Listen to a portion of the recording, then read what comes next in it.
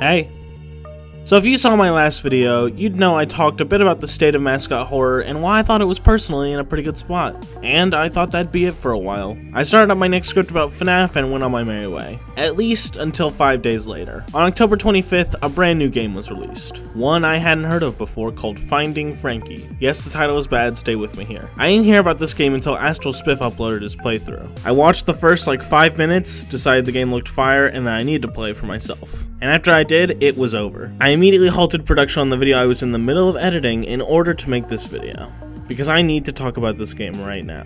On one hand, it has many ideas and concepts that are not well executed at all, but on the other, it is possibly the most fun I've had playing a horror game in a long time. It takes so much that I've been wanting to see in the genre and nails it perfectly. So enough stalling, because I want to get into this. Here's Finding Frankie.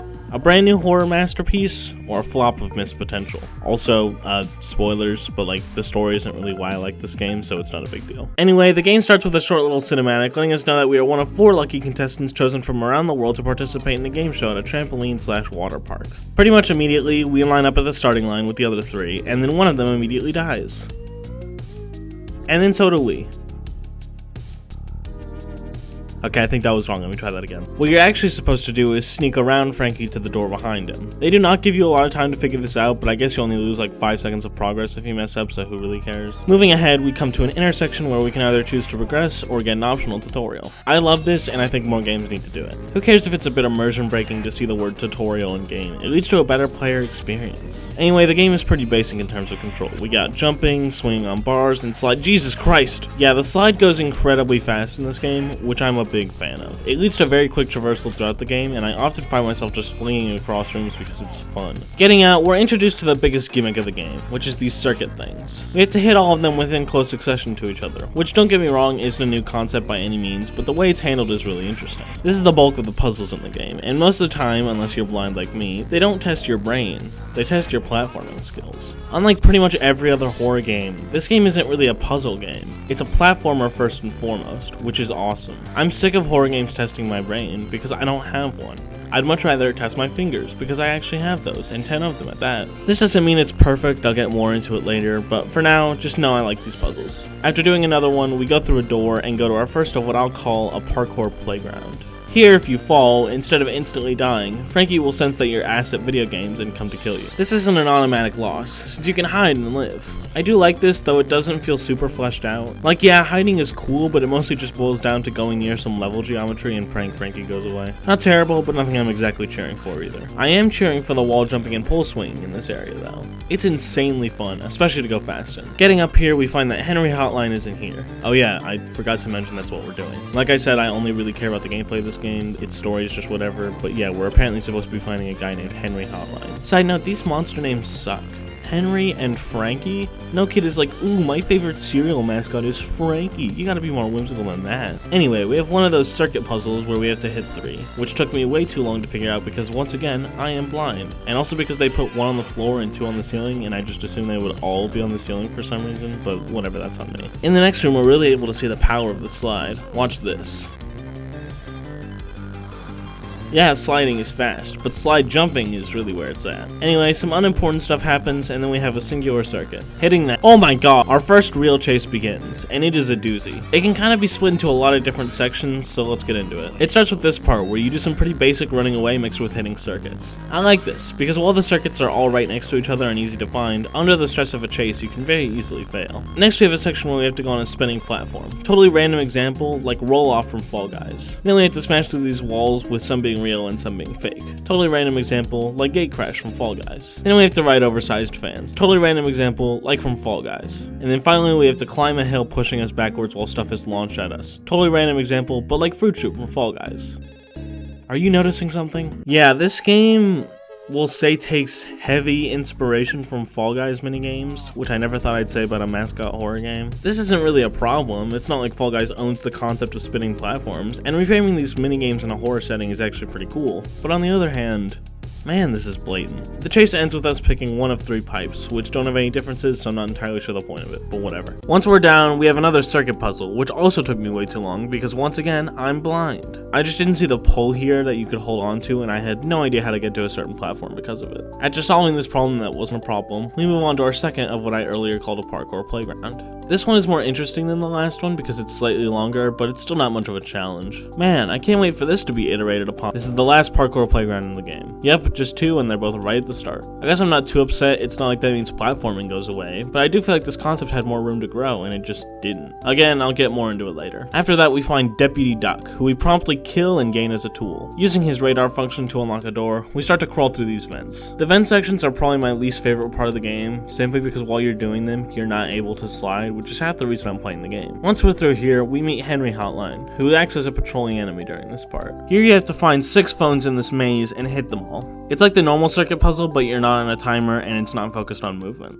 So I don't like it that much. It's not bad, just the sort of thing I've seen before. It's very similar to the daycare section in Security Breach, if that helps visualize it. Once we make it to the exit, which is this weird Coraline-ass tunnel, we get stopped by Henry Hotline, who begins to chase us. This chase is fast. Like, fast. You gotta go supersonic if you want to live. It's cool, though I do gotta say I preferred the one with Frankie from earlier. That one just had a lot more crazy ideas, whereas this one is more so a straight shot to the end.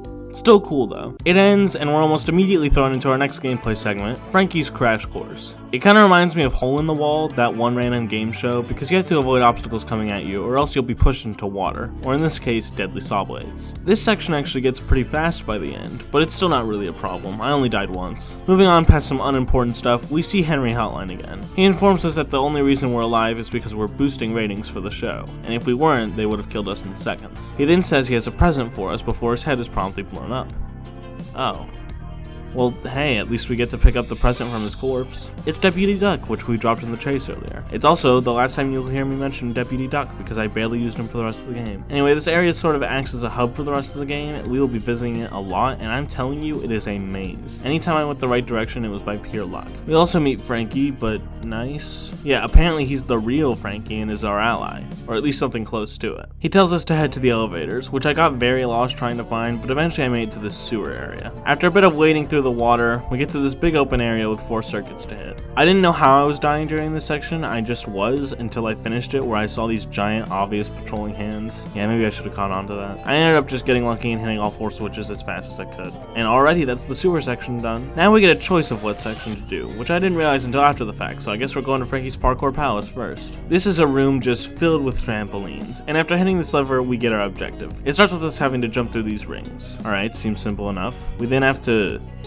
catch the noobs? Oh, my mistake, we don't catch them, we interact with them and they explode. Yeah, this is pretty brutal, but a decent challenge since a lot of the time you're stuck bouncing on trampolines. After that, we have to jump through these rings again. Then we have to catch the noobs again. Repeat until the timer is so tight that you can barely complete it, and then the minigame ends. Overall, this part was very fun, if not a little repetitive. I would have liked to see more things you do. The next section, though, not as good, I think. So this part is filled with the circuit puzzles, one of which took me way too long because I could not find the last circuit for the life of me. I'm not really a fan of this part since it's one of the few circuit puzzles not focused on movement and instead focused on finding the circuits, which as stated before is not my preferred method. After that, we unlock a few fans, which give us access to 2 more circuits, neither of which are interesting. However, doing that unlocks more fans, which give us access to 2 switches, totally different from circuits, you guys. You only need to hit one, but I didn't realize that and did both, so I'm going to talk about them both. One of them is just a massive string of wall jumps. The wall jumping in this game is pretty finicky most of the time, but I still managed to get it first try. The other one is more interesting. There's actually saw blades on the ceiling, so if you ride up the fans all the way, you'll be chopped up. What you're supposed to do is follow along this pipe at the top, which protects your head. This is also surprisingly difficult to do, because the controls for it aren't just your typical walking. Since you're floating, it's almost like you're on ice, which is an interesting challenge. I got it first try, but I definitely had some close calls near the end, which didn't even matter because you're only supposed to do one of these anyway. Grabbing a key,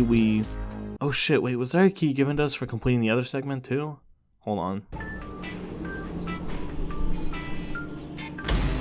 There was! How did I miss that? Anyway, with both keys in hand now, we unlock the mountain, which is literally just slime climb from Fall Guys. Yep, we're still not done with Fall Guys comparisons. I mean, when you start getting chased, they even call it slime you're escaping from. It's pretty blatant. This segment is pretty good. It's fun to slide jump around at the speed of sound, but it isn't too difficult. I only died once and it was because I didn't notice the giant obvious punching glove. Once we get through, we have a mini platforming section, which I somehow cleared first try, and then we're there. Hexa Havoc. Actually, scratch that. First we get stuck on a fan for a minute because it wouldn't send you high enough. Yep, just give it a minute. I'm sure you'll get it soon. Okay, now we're at Hexa Havoc, and motherfucker, it's just Hexagon from Fall Guys. Ah! Okay, let's be fair though.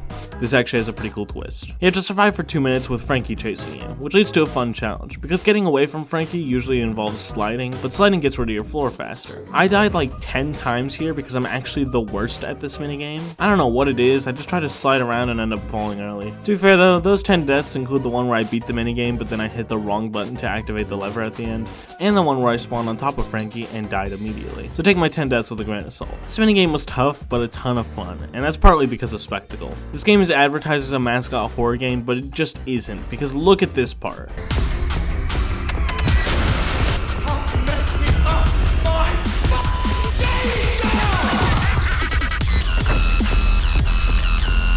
Stop Messing Up My Fucking Game Show mixed with the craziest beat drop you've ever heard is simultaneously one of the funniest and coolest moments in all of Mascot horror. I love it so much. Moments like this really show the true potential of this game. Once the timer finally runs up, you have to hit this lever to end the minigame, and I just want to show this part of my gameplay because I clutched the fuck up.